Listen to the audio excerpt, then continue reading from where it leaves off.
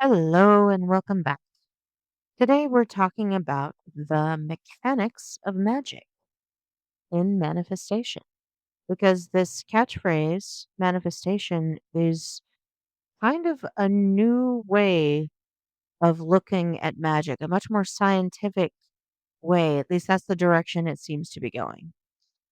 And being a Gen Xer, I've been around for decades, so this new word is just like the latest in a string of terms and frameworks and ways people are trying to figure out what is happening in reality. So today we're going to be talking about a sort of mapping of manifestation using simple science, just basic understandings from neuroscience, quantum mechanics.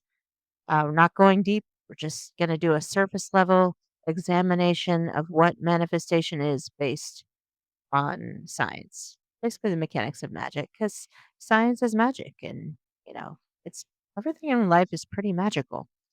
Even science has its limits. You start seeing the limits, and you're like, "Wow, how is that even possible? These things can be happening." They do, and they happen every day. Miracles are everywhere, and the world isn't fixed. It's a set of probability paths. All of the experiences we have emerge from probabilistic fields. What is likely to happen is usually what happens. Reality is pure potential, and our brains filter what we notice or ignore before we can engage with it. So, to say that more simply, life is basically like a choose your own adventure of possibilities, and your brain decides for you based on your current character and story. Whatever is going on the inside is going to show up on the outside. Expanding awareness can reveal things you didn't notice before, like opportunities, different things that could be leading you to the experience that you want. So when they say inspired action, that's usually what it is your awareness is expanded to start to notice that those things are already available and ready to go. And it's like following breadcrumbs. And as long as your identity is flexible enough, because your identity is that predictive system for your behavior, if it's not flexible enough, it won't allow you to make those choices that will lead to new paths.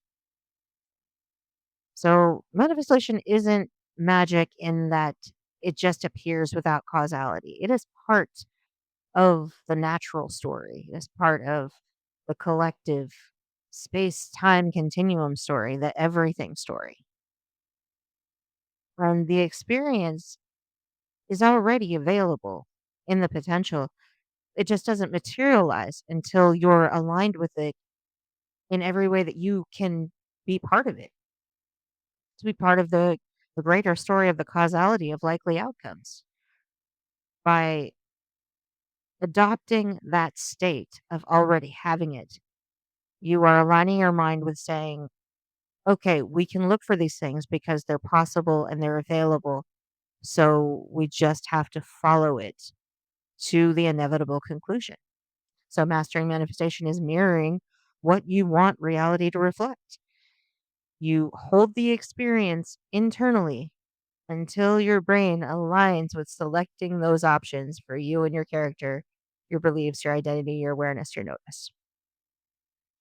I hope this has helped kind of illuminate some things as clear as mud on the mechanics of magic.